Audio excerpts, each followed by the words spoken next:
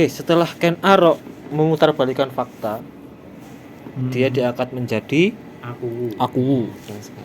Setelah itu apa hubungannya dengan tadi Kertajaya?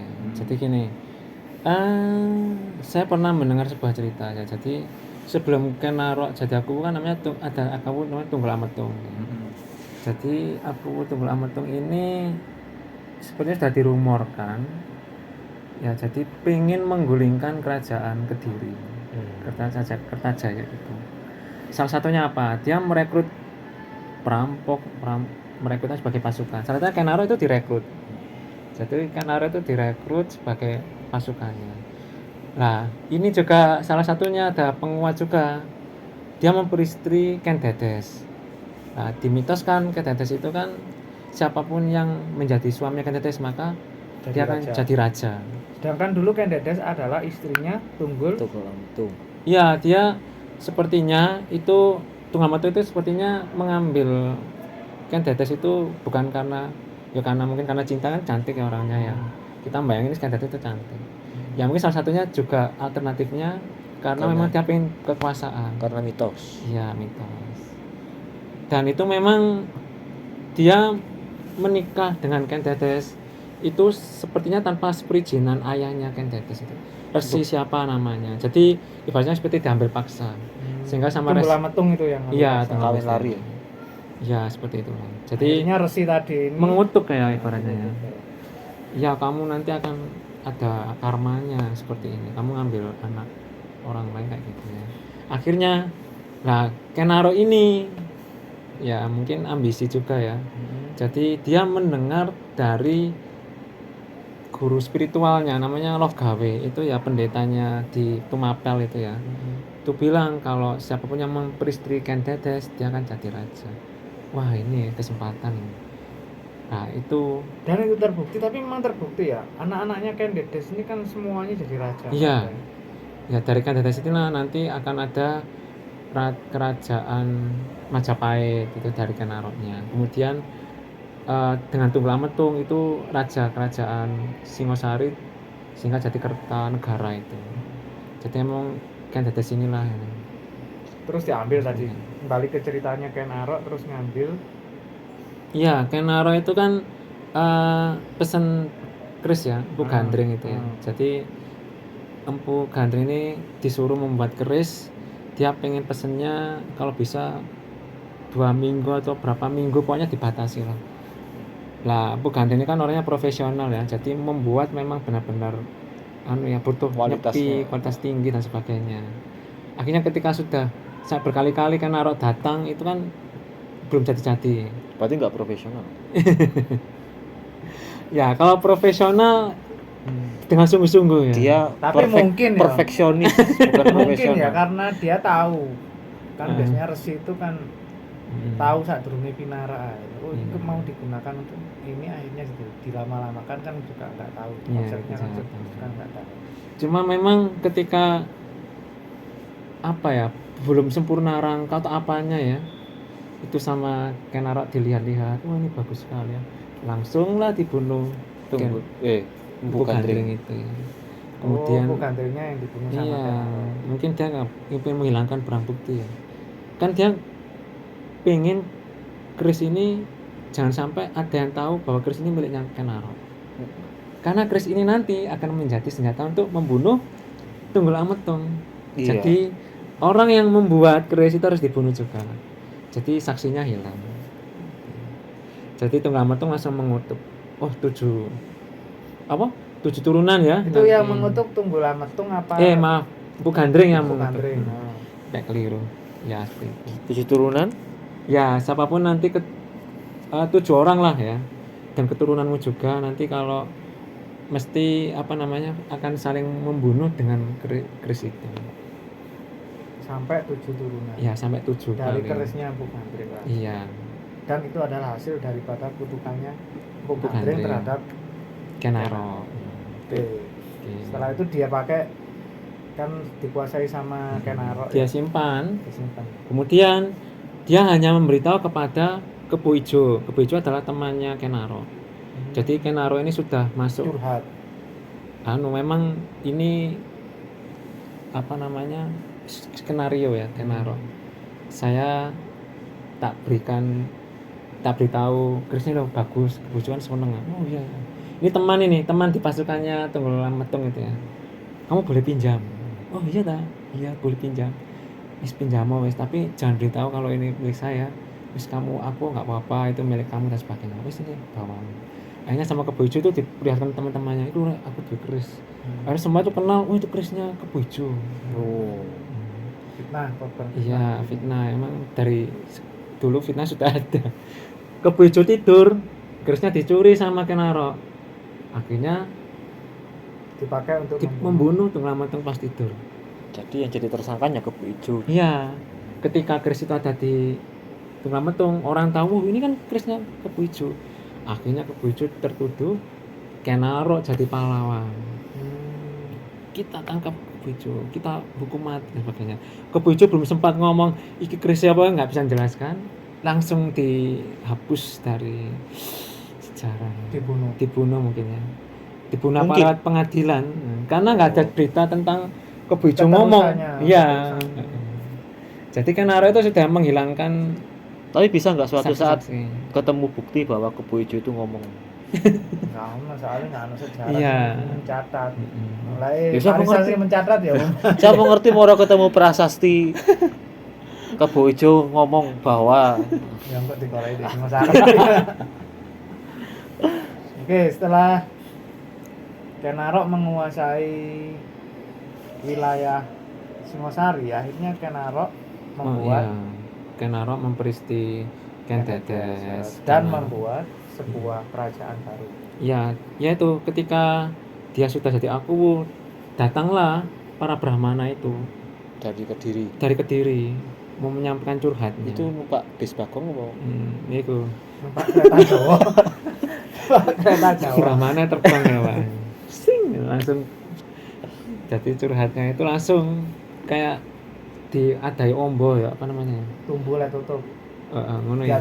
Janjane ombo. Wah, ini wis kesempatan ono Brahmana, jadi ibaratnya Kertajaya ini harus diluruskan. Ini melanggar norma-norma keagamaan ini. Dia berarti kayak membela agama ya ibaratnya. Kemudian dia juga punya isu agama itu tetap diangkat itu dulu. Biar jadi. Akhirnya kan banyak dukungan rakyat mungkin ya. Dukungan tentara-tentara sebagainya. Ya, akhirnya terjadilah pemberontakan dari Singosari ya. Sepertinya ya sudah mengumumkan ya. Jadi sebelum perang itu kan sudah tantangan apa entah surat itu harus surat menyurat ya. Kita nggak tahu ya.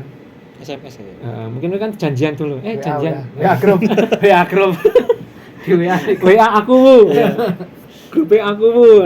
Aku berontak arkon. Nge-tweet.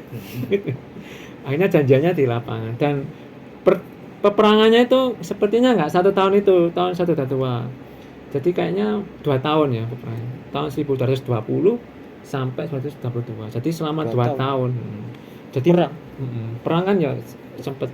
Sekarang kenapa kok Ken Arok memberontak padahal kan beda pemerintahan?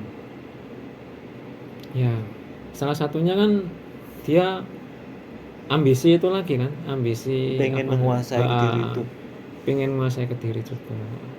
Memperluas kerajaannya ya. Terkait kekuasaan wilayah. Iya, dia pengen menggantikan kerajaan Kediri jadi kerajaan Singosari.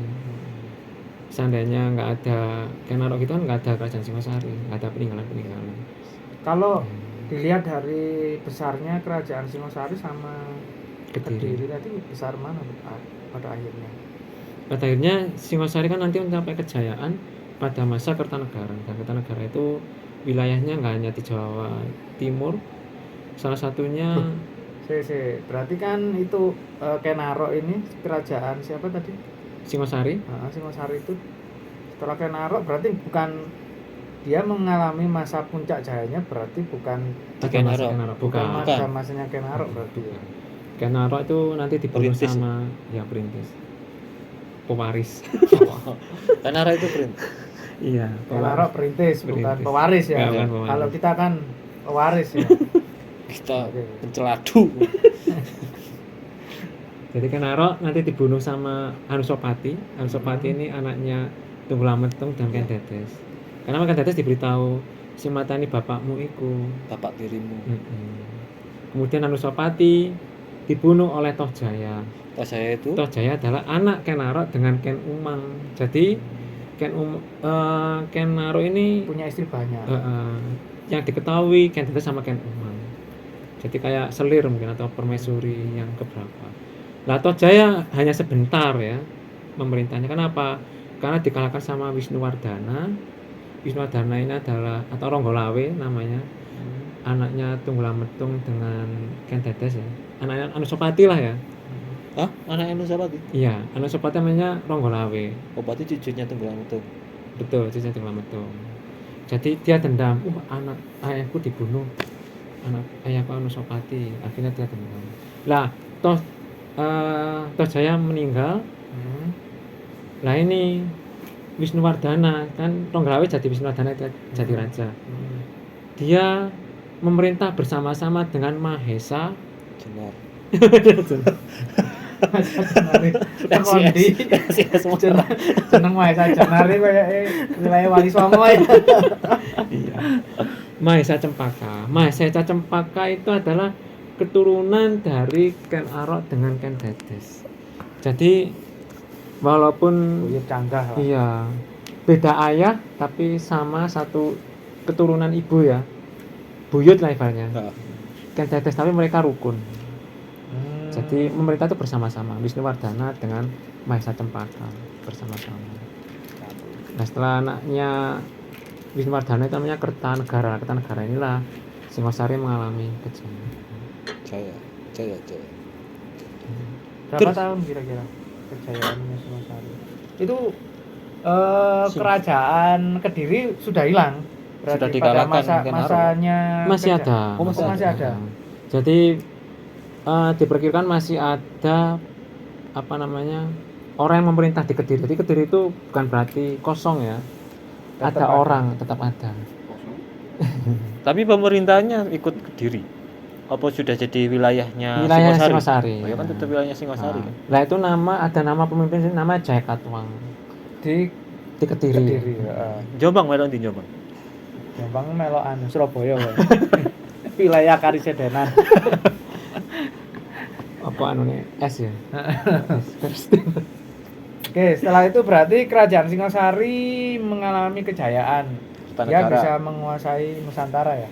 Seluruh Nusantara. Iya, enggak seluruh Enggak. Nusantara sih, Jawa Timur, sebagian Jawa Tengah sampai ke Maluku, Sampai ke Maluku. ke Maluku. Singosari. Kemudian sampai Sumatera ya Sumatera sedikit Sumatera. Aku udah di wong Singosari. Mulai Bangga. ada ricuh-ricuhnya di Jawa, di Sumatera ini tetap Sriwijaya yang menguasai. Iya, tetap Sriwijaya itu kuat. Walaupun sudah mulai Oh. lemah itu masih kuat. Jaya, luar biasa. Loh, kayak Singosari ya, kerajaan Singosari oke lah menguasai wilayah Nusantara lah, sebagian wilayah Nusantara. Itu dia berarti punya upeti di situ.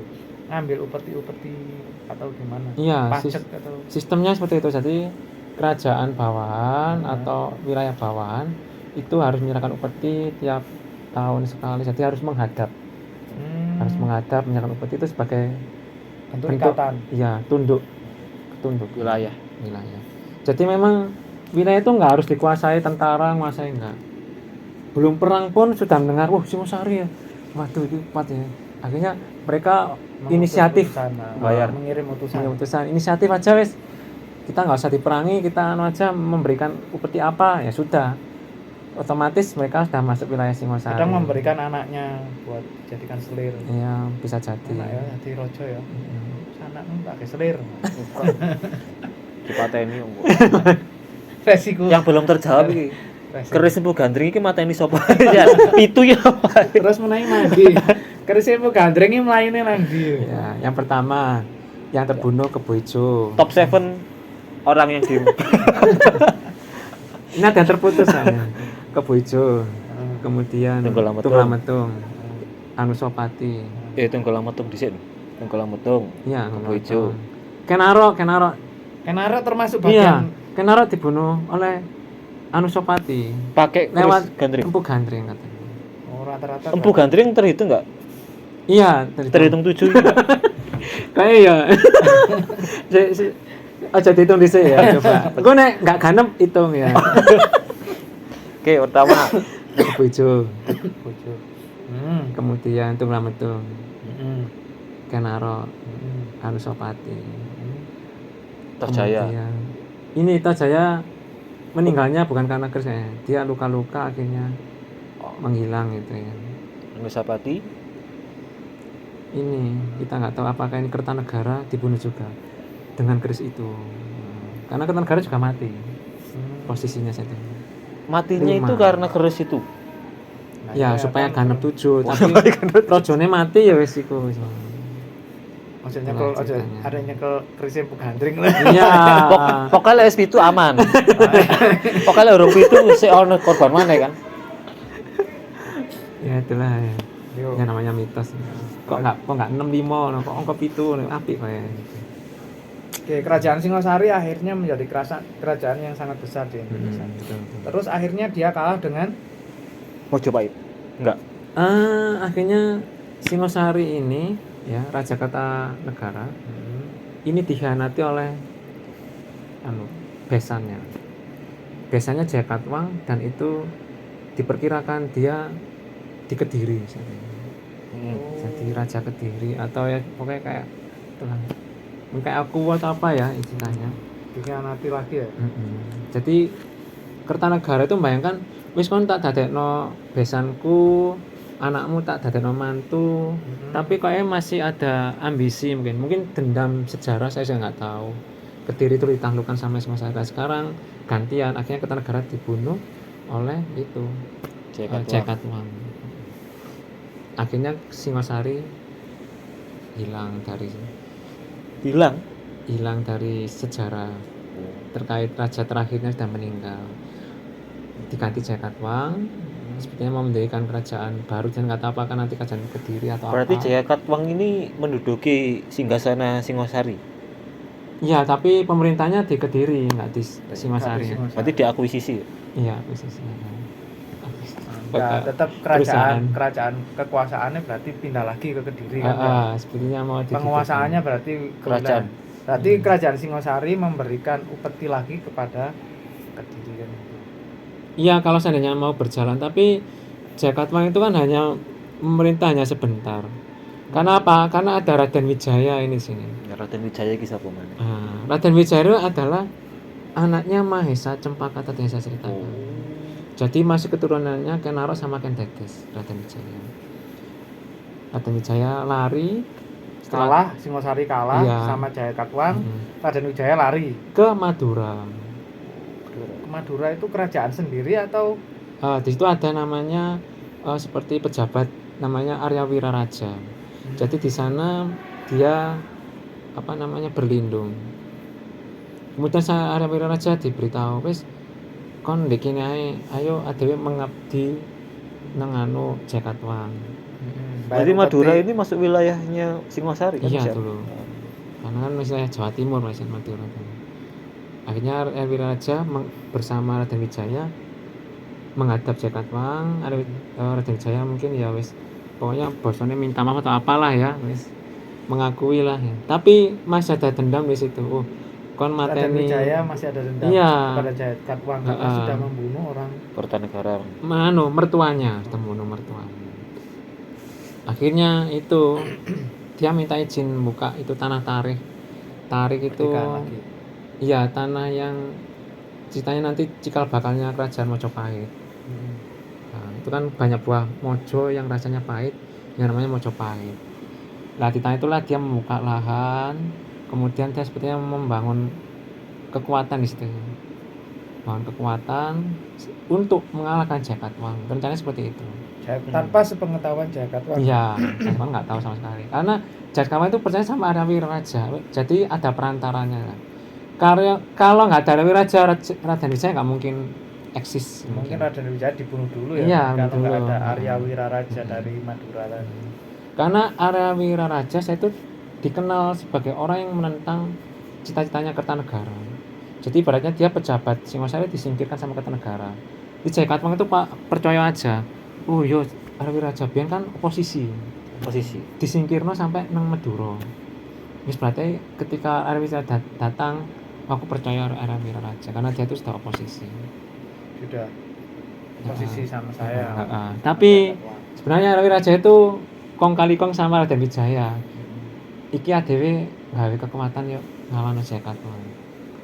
Kata Arya Wiraraja juga gitu. Jadi Arya Wiraraja itu ini, ya apa nek adewe bagi kok kerajaannya nek soleh. Kan separuh ku separuh. Jadi ada kesepakatan sepertinya di situ di antara mereka.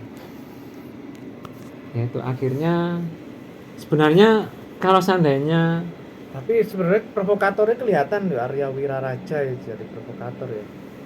ya Arya Wijaya ini kan mengambil posisi keuntungan ya, bukan provokator ya. Toh Untung-untungan. Raden Wijaya juga kan sebenarnya juga pengen balas dendam ya. Main strategi. Gak main strategi. Ono sing katingal perang masuk Jekat Wang. Posisiku kok Jekat Wang. Lebih untung kemana ya? Nek posisinya Jekat Wang mungkin bukan raja yang sewibawa Kertanegara. Kok Raden Wijaya iki kok calon raja gitu loh. Lebih berwibawa. Lebih wibawa. Jadi mungkin hitung-hitungan Jawa ya mungkin ya. Itu hitungan Madura. Iya. Hitung-hitungan. Kan pastinya Raden Arya Wiraraja itu sudah kenal mereka berdua. Sudah kenal Raden Wijaya ketika dia di istana, sudah kenal Jekat Wang. Jadi pengalaman dia berpolitik itu sudah paham. Iki kelemahannya apa, kelebihannya apa. Akhirnya dia berpihak pada Raden Wijaya, berarti ada kemungkinan Raden Wijaya ini punya keunggulan, sesuatu yang lebih unggul dibanding Jekat Wang. Ya saya tak oposisi bagian memihak lebih merakyat ya. Raden Wijaya seperti itu.